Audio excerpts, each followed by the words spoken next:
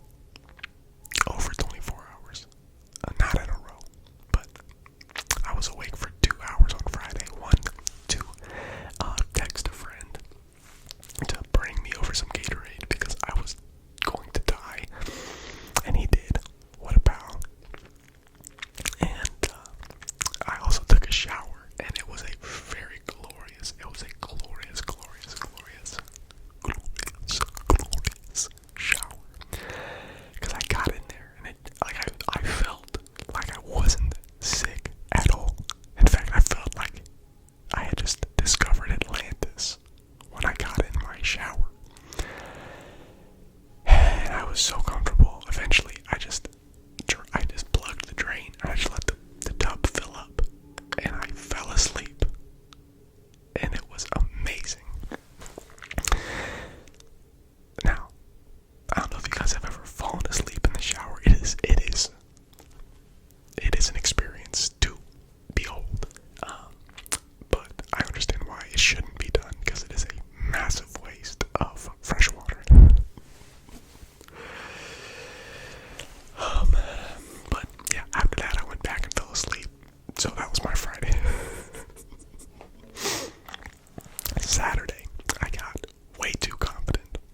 I was confident. I was like, I'm done with this thing. I'm good. I'm good to go. I can eat whatever a boy wants to eat. You feel me? And so I get up and I'm eating bread. I'm eating soup. You know the normal things. Not too crazy. It was bread and soup, okay?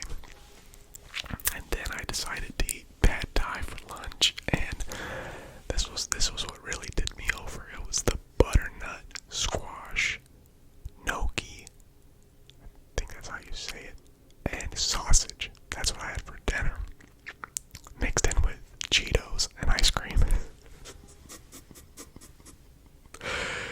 And my stomach was not happy with me whatsoever. So Saturday night, I was throwing up again. Had to get all that out of my stomach. And basically, I redid Sunday. I redid Saturday on Sunday. So I ate chicken noodle soup and broth until dinner. And this was so hard for me because it's Super Bowl Sunday, and no one should ever have to eat chicken noodle soup on Super Bowl Sunday. And Paris wanted to do something special. She wanted to eat chicken and all that good, frozen food you throw into the oven and, deep fried stuff. And she wanted to order Roosters, and Roosters is my favorite restaurant ever. I love their wings. I don't know if y'all have ever had it. And if you say that you have a Frickers nearby and it's close, you're lying to yourself. Frickers is nothing close to Roosters, and it is a disgrace to even say it is similar. Anyway, most of you watching this will have no idea what I'm talking about when I talk about these two restaurants. It's a Columbus-based restaurant. I think, pretty sure, yeah. Got me questioning everything. Anyway, I was like, you know what? You just order what you want to order.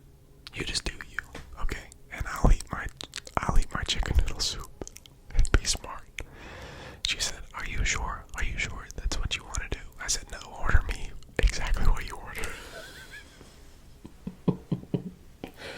And it was okay. I only ate like a few bites, and I couldn't do it anymore. So I ate the rest of the day. Wow, it hurt so bad when I left. Oh, God. I threw up a total of 11 times over the weekend. That's gotta do damage. Yeah. Anyway, that was my experience with the stomach flu. I don't recommend it at all. If you have the option, don't get the stomach flu. It's a real bummer. My church had a conference, the H2O conference, where all of our churches get together, and I missed that. I missed my favorite get together the entire year, which is the Super Bowl party. I missed that. So it was a real bust of a weekend. But I did get to watch some movies and a couple stand-up specials, so it'll give me a few things to talk about in this video. So let's jump right into it. I know some of y'all are like, wow, I thought we were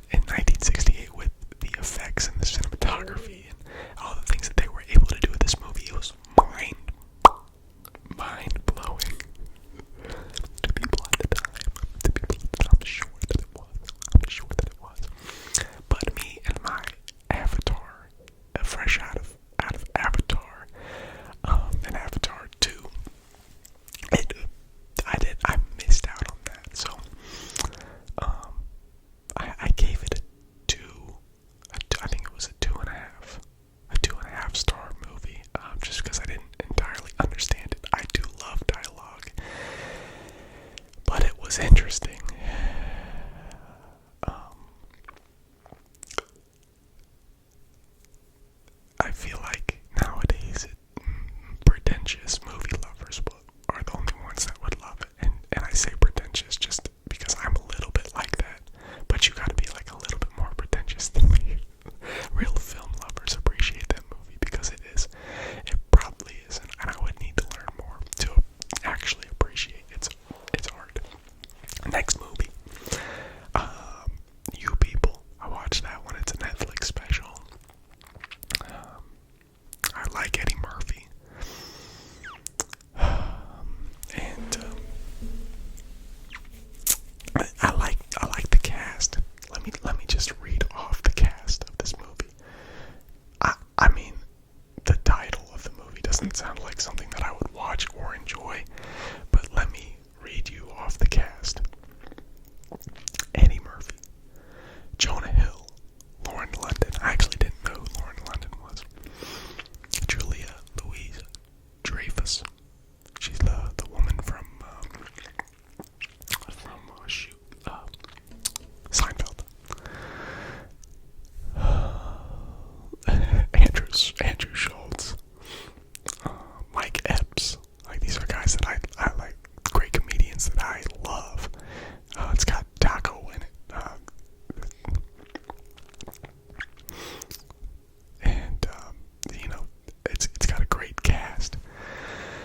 But man, was that a hot piece of trash! It was a hot piece of trash. It was very uncomfortable without being very funny, and that's about the worst movie that you can make. 1.5 stars out of 5. I watched The Butterfly Effect. This was a 4.5 star movie that I watched. Basically an A. If it's a 5 out of 5, it's an A plus movie. A 4.5, it's an A movie. That's how I see it. So when I'm telling about these stars, that's how you can figure it in your mind. But I think it was my freshman year of college, I gave it a 4.5 stars, and I was very disappointed with my rating, because this movie was not very good. The first half was rough. It was a rough movie, very shocking, but I think it all comes together at the end, which is good. That normally doesn't happen. Usually it's like the first half of the movie is good, and then the back half is real weak. But man, no, they made it all worth it. So I ended up giving it a 2.5 star, but I think it's still a good watch, and I like it. It is. Is it thought provoking? Yeah. It's fairly thought provoking, and that's what I appreciate in a movie. Does it make me feel things? Does it make me think? And I think it accomplished both those things, but it is a little bit extreme and a little bit unrealistic at times. Because everything is so extreme, but who knows? It could be that extreme.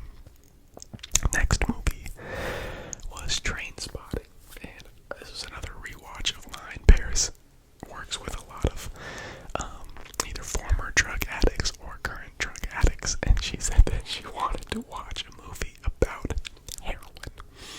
And I said, I know the movie just for you. Trainspotting. This movie it's so good. It's like the perfect,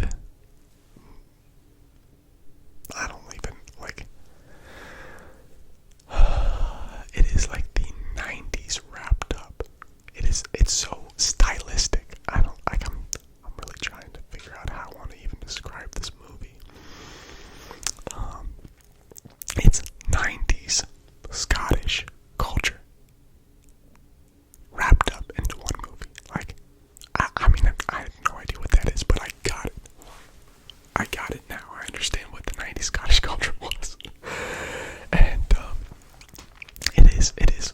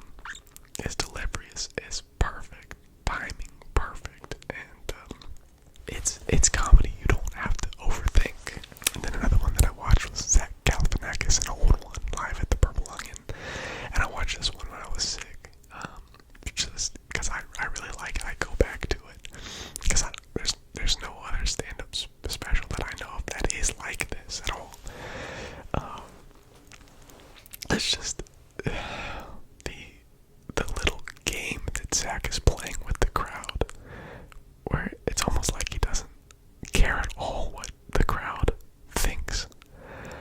But then the second half, he is doing crowd work, trying to make it look like he's trying to, where, how do I even describe this? Yeah, the first half is like, who cares what the crowd is doing? But then the second half is, he's doing the crowd work, so he's trying to make it look like he's a great comedian. I don't know. That's not a good take at all, but that's my take. That's probably most of my takes.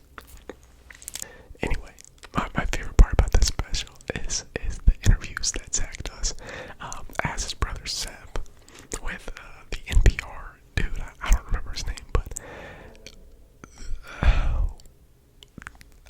those are just so incredibly funny. And when he gets the interviewer to laugh, I can't help but just to lose myself, because you can see that he's trying to keep his composure so hard. Zach is so good. And then finally, I watched a really, really interesting one, and as ASMR people, I know that you guys will enjoy this one. It was My Favorite Shapes by Julio Torres. It is really, really, really good.